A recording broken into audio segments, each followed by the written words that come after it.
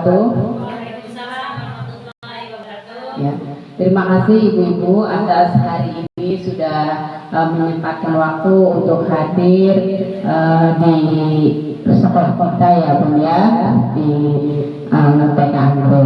Nah, kebetulan saya ingin sekali menyampaikan apa yang sudah saya dapatkan selama saya mengikuti program penggerak.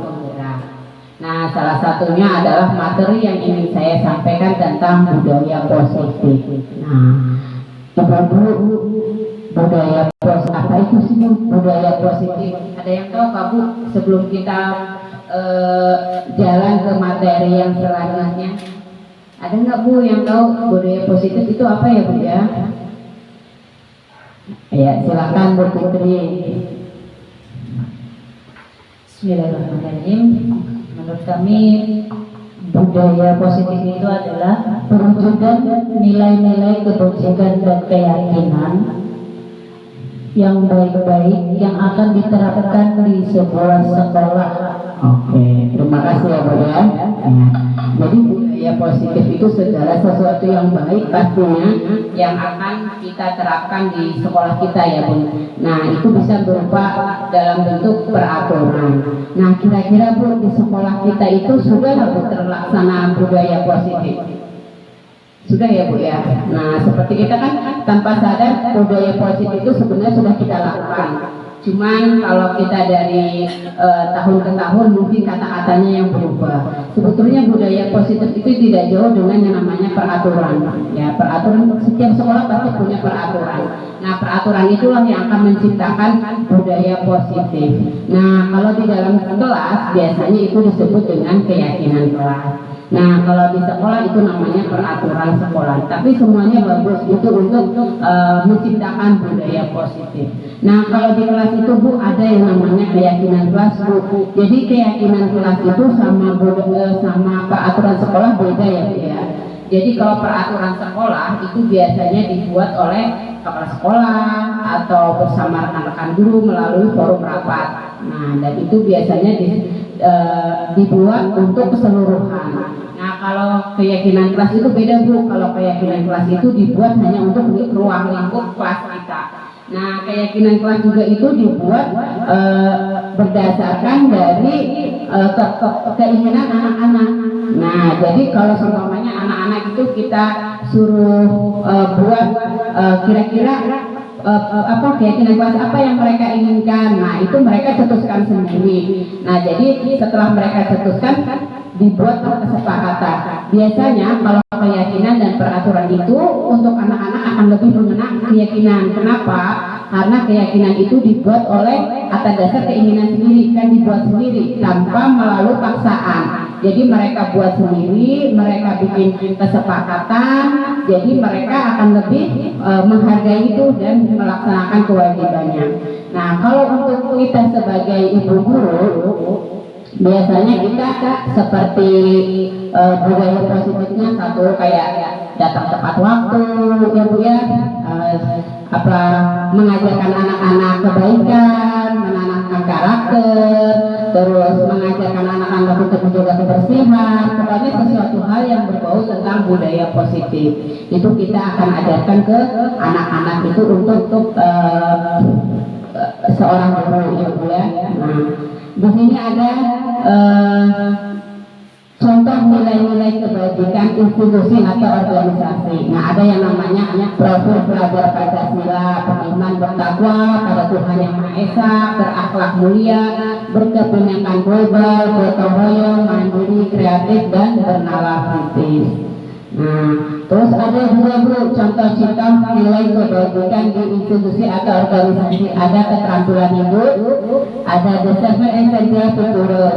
Jadi keterampilan hidup itu Bu ada yang misalkan anak itu dapat dipercaya, lurus hatinya, pendengar yang aktif, tidak merendahkan orang lain, memberikan yang terbaik dari diri. Jadi itu termasuk dalam nilai-nilai kebajikan institusi atau organisasi.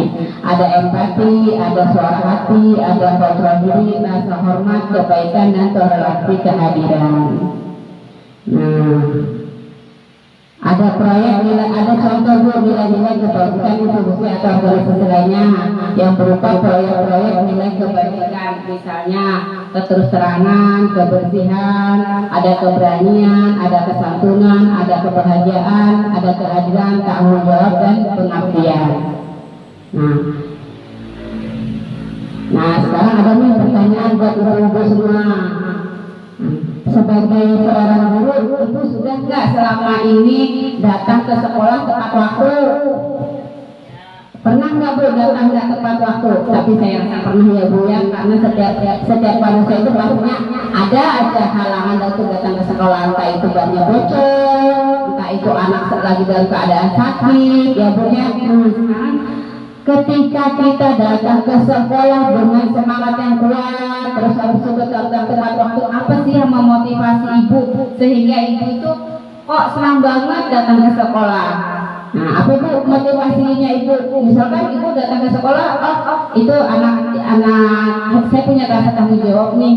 Kalau anak itu memang anak yang perlu saya didik. Dengan saya seperti ini, mungkin dia akan mencontoh perilaku saya. Itu seperti contohnya Bu. Nah, kalau saya tanya kepada ibu, motivasi apa yang mendasari ibu itu sebagai guru yang misalkan datang tepat waktu? Ada Bu yang mau menjawabnya? Tidak apa-apa, sembarang aja. Misalkan ibu, karena saya itu semangat jadi guru PAUD, karena saya semangat Bu, ada anak yang saya sayangin gitu.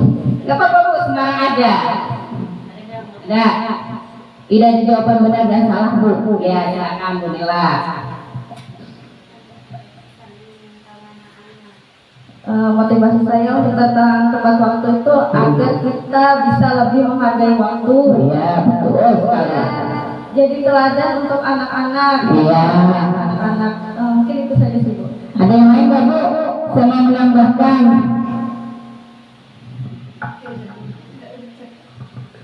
Terus Bu P, apa mau menambahkan?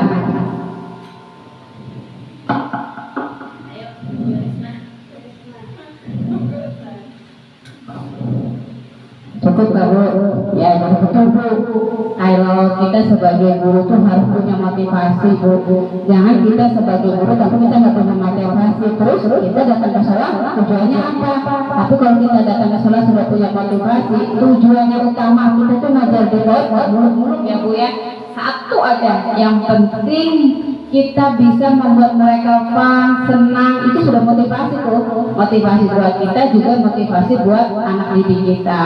Jadi seorang guru PAUD itu datang ke sekolah itu dengan muka yang fresh, itu terus habis itu semangat. Nah itu tuh tanpa sadar itu sudah menjadi motivasi buat anak-anak. Jadi kalau anak-anak melihat kita ini nih sudah menerapkan budaya positif di diri kita dulu, nah anak-anak itu akan melihat kita itu sebagai contoh dan cara pikir yang bagus. Nah bayangkan kalau kita sebagai guru tidak tepat waktu, tidak mengerjakan budaya positif yang baik, tentunya anak-anak itu bagaimana mau akan mencontoh kita ya? Nah, anak-anak datang lebih awal daripada kita. Terus bagaimana kita mau mencontohkan yang baik kepada anak-anak? Jadi betul kata Panela, jadi dengan kita memberikan contoh yang baik kepada anak-anak kita, tentunya kita akan menjadi idola buat anak-anak kita. Nah kalau kita sudah menjadi idola buat anak-anak kita, apapun yang kita katakan itu akan mereka kerjakan dengan senang hati tanpa paksaan, itu sudah pasti. Jadi begitu banyak manfaat budaya positif ya Bu ya, bisa menggerakkan hati anak-anak kita. Jadi intinya itu budaya positif itu sebenarnya kita terapkan di diri kita sendiri. Kalau kita sudah merasa oke, sudah merasa bagus, baru kita bisa terapkan ke anak didik kita. Oke.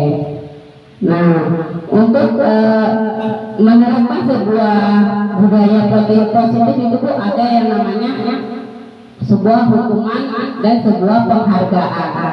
Ya, ada hukuman Bu, hukuman kita memberikan hukuman kepada seorang anak jika anak itu membuat kesalahan. Kadang kita merasa jengkel ya Bu ya, kadang anak kok sudah dikasih sudah dikasih tahu tapi kok masih melanggar, ya kan Bu ya?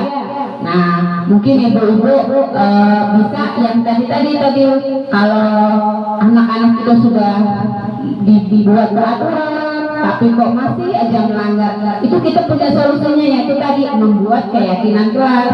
Nah, yaitu tadi keyakinan kelas itu kenapa sih lebih efektif daripada peraturan? Karena itu tadi keyakinan kelas itu kalau dibuat bersama-sama anak-anak dengan keputusan anak-anak, dengan mereka diberikan suara, diberikan pendapat, dia akan merasa itu sudah dibuat oleh saya sendiri, kenapa saya harus melanggarnya, ya kan? Seperti misalkan anak-anak kalau di dalam kelas ingat ya, kalau habis mainan itu diberesin, kalau tidak diberesin apa sanksinya? Sanksinya besok anak-anak tidak boleh mainan itu lagi, dan anak-anak itu pasti akan merekam, oh iya besok saya itu kalau habis mainan kalau nggak disimpulin nanti saya nggak dikasih mainan itu. Kalau kita biasakan seperti itu di dalam kelas, itu mereka akan mengerjakan. Yang kedua lagi, misalkan anak-anak jangan suka mengganggu temannya ya. Nah itu kalau kita perdengarkan kepada anak-anak itu setiap hari, itu akan direkam dan akan dikerjakan. Jadi keyakinan kelas itu Bu memang perlu yang namanya kesepakatan, perlu dikerjakan setiap hari. Jadi itu akan berjalan dengan baik, ya Bu ya. Nah itu tadi sudah saya jelaskan tentang di awal tadi ya Bu, kenapa sih kok lebih efek ke keyakinan kelas daripada peraturan kelas. Nah itu tadi jawabannya ya Bu ya. Jadi keyakinan kelas itu akan lebih efektif apabila kita mengambil pendapat itu dari anak. Jadi kita bukan semuanya kita sendiri. Jadi kalau kita membuat keyakinan kelas itu anak-anak harus diikutkan, dilibatkan. Kalau tidak dilakukan dia tidak akan punya rasa tanggung jawab di hatinya sendiri. Walaupun kita di bawah, kita juga harus tetap mengadakan yang namanya keyakinan kelas terhadap anak-anak. Jadi kita mungkin lebih ke mana ya, ke pembiasaan. Kalau di bawah ya Bu ya, tapi tetap aja mungkin kata-katanya keyakinan kelas. Jadi kalau kita melalui pembiasaan setiap hari, insya Allah anak-anak akan lebih cepat mengenalnya. Oke. Jadi saya rasa itu saja yang saya ingin bagi apa yang selama ini telah saya dapatkan selama saya mengikuti program Guru Bergerak. Jadi itu yang saya dapatkan. Kemarin itu saya sudah berbagi tentang visi dan misi. Hari ini saya berbagi tentang budaya positif, karena budaya positif itu sangat-sangat betul berguna di sekolah ya Bu ya, terutama di kelas dan buat anak-anak.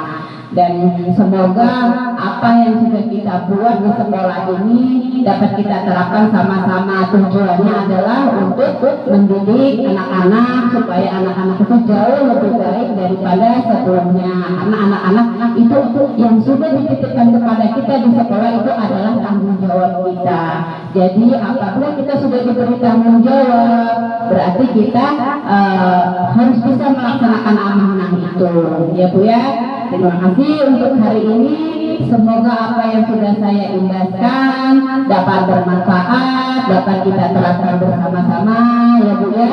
Assalamualaikum warahmatullahi wabarakatuh. Assalamualaikum warahmatullahi wabarakatuh. Dan selamat pagi anak-anak Ibu. Selamat pagi Ibu Guru. Bagaimana kabarnya hari ini? Baik. Alhamdulillah, luar biasa. Hari ini hari apa ya? Senin. Hari Senin, hari yang pertama. Nah, hari ini kita bersama-sama duduk di sini akan membuat keyakinan kelas. Apa itu keyakinan kelas?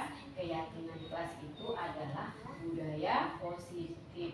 Nah, perlakuan kegiatan kita yang baik yang kita lakukan di dalam kelas. Nah, Ibu sekarang mau tanya sama anak-anak Ibu, kalau di dalam kelas apa saja ya yang tidak boleh kita lakukan di dalam kelas, yang tidak bagus-bagus itu yang tidak boleh dilakukan itu apa saja ya?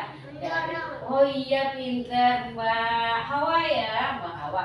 Tuh kata Mbak Hawa tidak boleh mendorong temannya. Kenapa kita tidak boleh mendorong temannya? Oh iya, nanti temannya jatuh sakit. Terus Mbak, apalagi Mbak? Siapa yang tahu? Oh iya, tidak boleh memukul. Apalagi Mbak? Oh iya, tidak boleh mencubit. Ada lagi? Apalagi? Kalau Tidak boleh menendang. oh iya, tidak boleh menendang. Ada lagi? Misalkan kalau habis mainan kita harus iya Peter, kalau habis mainan tidak boleh dihambur tapi harus disimpuni. Terus boleh nggak kalau di kelas kita berkata kasar? Tidak Peter, berarti kita harus menghormati teman ataupun ibu guru. Ada lagi? Kalau datang saling Peter. Boleh terlambat tidak? Iya pintar, tidak boleh terlambat. Terus apa lagi ya? Lagi, kalau ibu guru berbicara harus mendengarkan. Jadi itu ya kegiatan-kegiatan yang harus kita lakukan di dalam kelas. Yang bagus tadi kata Mbak Hawa, satu, tidak boleh mengganggu temannya. Yang kedua, harus menyimpunin mainannya. Iya, kalau habis mainan disimpunin kan kasihan ibu gurunya yang nggak dibantuin ya. Terus yang ketiga, menghormati teman atau ibu guru dengan cara apa? Tidak boleh berkata kasar. Iya. Terus kalau kita jadi anak murid harus selalu tepat waktu.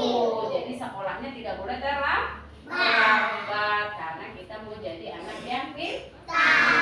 Oke, terima kasih untuk hari ini. Semoga apa yang kita telah susun dapat kita lakukan setiap hari ya, anak-anak ibu ya. Ingatin yang tadi ya, yang tidak boleh ganggu temannya, harus disimpunin mainannya, itu nanti dilakukan setiap hari ya. Iya, kita janji. Iya, terima kasih. Assalamualaikum warahmatullahi wabarakatuh.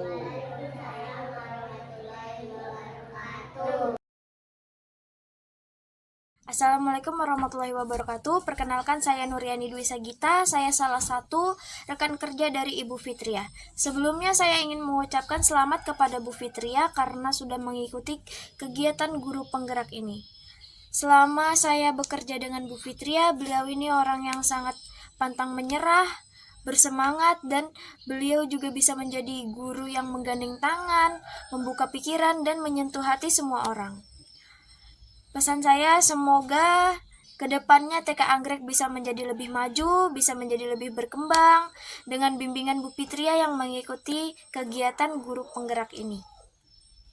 Assalamualaikum warahmatullahi wabarakatuh. Perkenalkan, saya Nuriani Dwi Sagita. Saya salah satu rekan kerja dari Ibu Fitria. Sebelumnya saya ingin mengucapkan selamat kepada Bu Fitria karena sudah mengikuti kegiatan guru penggerak ini. Selama saya bekerja dengan Bu Fitria, beliau ini orang yang sangat pantang menyerah, bersemangat, dan beliau juga bisa menjadi guru yang menggandeng tangan, membuka pikiran, dan menyentuh hati semua orang. Pesan saya, semoga kedepannya TK Anggrek bisa menjadi lebih maju, bisa menjadi lebih berkembang dengan bimbingan Bu Fitria yang mengikuti kegiatan guru penggerak ini. Anak ibu mau tanya, senang nggak sekolah di TK Anggrek? Senang karena ibunya baik dan ramah. Oke, terima kasih.